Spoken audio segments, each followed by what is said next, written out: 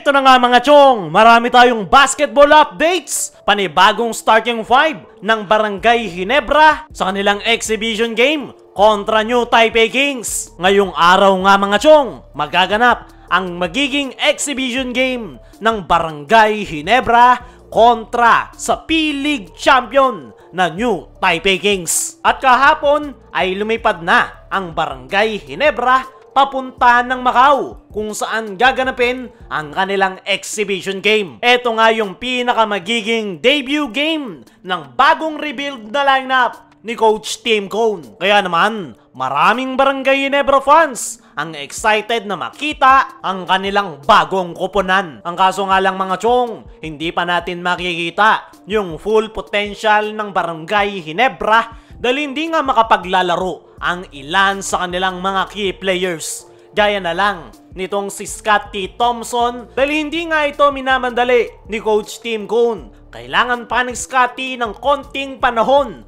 para tuluyang makarecover at hindi nga isusugal ni Coach Tim si Scottie para lang maglaro sa exhibition game. Gaya ni Scottie, hindi rin maglalaro si Jeremiah Gray dahil kakagaling lang rin nito sa injury. Hindi rin makapaglalaro si Jamie Malonzo, lalong-lalo na ang kanilang resident import na si Justin Brownlee dahil kasalukuyan pa rin itong naglalaro sa Indonesia Basketball League. Kaya naman, all Filipino na Barangay Ginebra ang sasabak kontra New Taipei Kings. At ayon nga sa mga source, ay dito nga raw susubukan ni Coach Tim Cone yung kanyang mga bagong players. At eto nga yung magiging starting five ng Barangay Ginebra.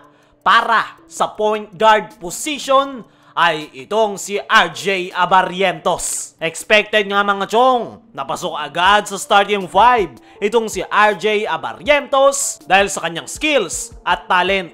At the same time, wala ngang solid point guard ang Barangay Ginebra. Hindi rin naman makapaglalaro si Scottie Thompson, kaya itong si RJ Abarrientos ang starting point guard ni Coach Tim Cone. Aalalayan siya ni L.A. Tenorio. At dyan nga masusubukan ang Barangay Ginebra rookie kung maaabot ba nito ang expectation sa kanya ng Barangay Ginebra fans, lalong-lalo na ng management. Para sa number 2 o shooting guard position ay itong si Maverick Ahanmisi. Ito nga yung sasandalan ng Barangay Ginebra pagdating sa outside shooting. Actually, pwede silang magpalitan ng position ni RJ Abarrientos dahil kaya rin magtimon ng opensa nitong si Maverick Ahanmisi. Pero panigurado, ang pinakamagiging role ni Maverick sa Barangay Ginebra ngayong meron ng RJ Abarrientos si Coach Tim Cone ay more on outside shooting. Para naman sa number 3 o small forward position ay itong high basketball IQ forward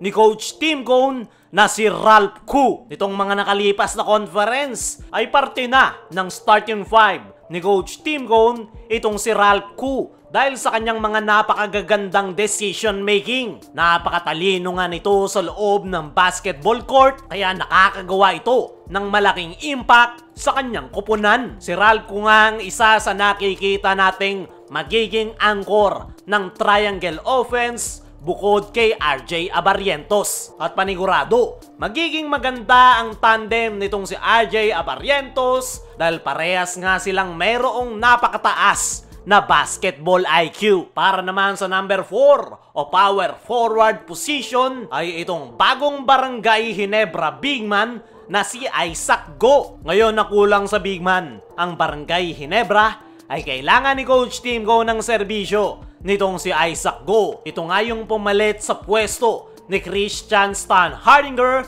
na makikipagbalyahan sa loob ng painted area. Pero yung nakikita ko nga na po pwedeng may ambag dito ni Isaac Goh ay ang kanyang perimeter at outside shooting. Mas gusto nga ni Coach Tim ng isang stretch big man na kayang tumira sa 3-point area dahil mas magkakaroon nga sila ng espasyo at mas madaling mapapatakbo ang triangle offense. At last but not the least, para sa number 5 o center position ay itong reliable big man ni Coach Tim Cone na si Japet Aguilar. Sa pagkawala ni Christian Stan Hardinger ay si Japet Aguilar nga yung sasandalan ngayon ni Coach Tim Cone sa loob ng painted area. Sa haba ng wingspan at athleticism nitong si Japet Aguilar ay threat pa rin talaga ito pagdating sa depensa. Malaki nga yung tiwala ni Coach Tim Cone kay Japet Aguilar at dahil nga mas magiging solid na yung triangle offense ng Barangay Ginebra ngayong hindi na sila nakafocus kay Christian Stan Hardinger ay hindi nga mabigat ang magiging trabaho nitong si Japet Aguilar. Lahat ng players ni Coach Tim Cone ay gagalaw kaya naman walang problema kay Coach Tim Cone kahit wala na si Stan sa kanilang koponan. Sa ngayon, ito ang bagong starting five ng Barangay Ginebra. RJ Abarrientos, Maverick Ahanmisi, Ralph Ku, Isaac Go, at Japet Aguilar. Ang starting five nga na yan mga chong ang makikita natin sa exhibition game nila kontra New Taipei Kings. Hindi pa nga yan yung official starting five ni Coach Tim Cone sa pagbubukas ng panibagong season ng PBA. Yan lang muna yung pansamantalang starting five dahil hindi pa nga makapaglalaro yung ilan nilang mga players gaya ni Scotty, Jeremiah Gray, at Justin Brownlee. Kayo mga chong, naniniwala ka ba na kayang manalo ng starting five na yan ng Barangay Ginebra kontra New Taipei Kings? I-comment mo lang dyan sa ibaba.